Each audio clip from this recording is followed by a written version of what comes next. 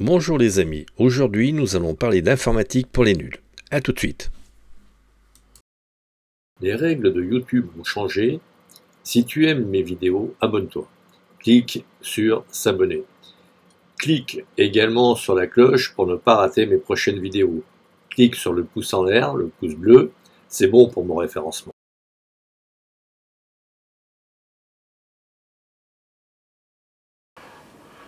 Bonjour les amis, alors aujourd'hui je vais vous faire un peu d'histoire sur la photo, histoire de vous parler de l'évolution de celle-ci.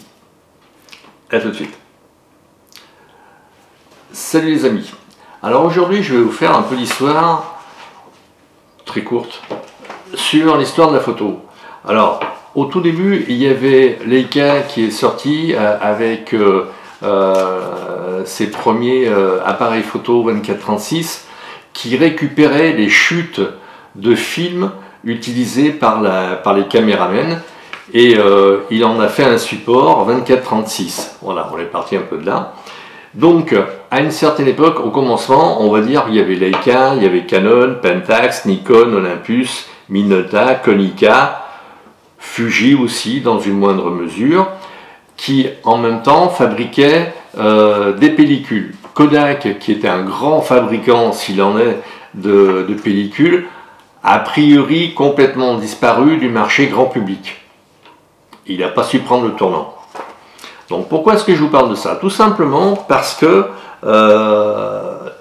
beaucoup de youtubeurs nous parlent d'hybrides, et c'est vrai que quand on regarde les choses, ça peut être séduisant, sauf que, par exemple, je prends une marque que je connais bien, Nikon, a sorti deux gros boîtiers 24-36 hybrides, donc sans la cage réflexe et sans le viseur optique qui prend beaucoup de place et qui est relativement très lourd.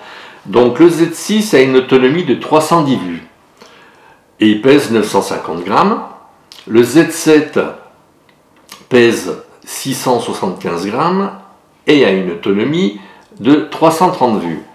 Le GH5 par exemple de chez Panasonic, qui est un micro 4 tiers, a une autonomie de 1000 vues. 1000, et il pèse 725 grammes. Alors, personnellement, j'ai un GH5, donc je connais un petit peu les qualités des hybrides, à savoir, quand on fait des photos de nuit, on a une très bonne vision nocturne de ce que l'on peut faire. Par contre, le gros inconvénient, et ça pour moi c'est un très très gros inconvénient, si on veut regarder, si on veut cadrer quelque chose pour éventuellement faire une photo avec, il faut allumer l'appareil. Alors quand on sait que par exemple le Z6 et le Z7 n'ont une autonomie que de 300 vues, allez à 20-30 près, je veux dire ça fait 300 vues, hein, 300 vues à opposer à 1000 vues au Panasonic, là ça frôle, ça frise le ridicule.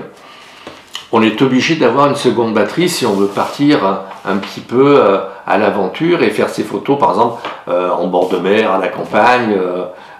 On ne pourra pas partir qu'avec une seule batterie, alors qu'avec un Panasonic GH5 par exemple, le GH4 c'est pareil, on partira avec une batterie et on pourra faire la journée, alors qu'avec un hybride on ne pourra pas. Alors le gros inconvénient en ce qui me concerne, c'est le fait de devoir allumer son appareil pour pouvoir viser et voir quelque chose dans le viseur. Pour moi ça c'est un peu rédhibitoire. Alors bon, pourquoi est-ce que j'ai un GH5? Eh bien tout simplement parce que depuis 2014, le GH4 par exemple tourne en 4K. Je sais que j'ai eu un GF1 de chez Panasonic qui tournait en 720p. Alors quand on regarde 720p par rapport à 4K, ça frôle le ridicule.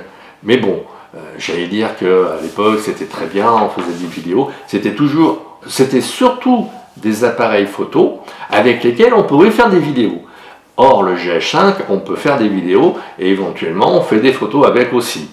Voilà, c'est la grosse différence. Alors après, j'allais dire que, est-ce que ça vaut la peine d'investir dans un hybride?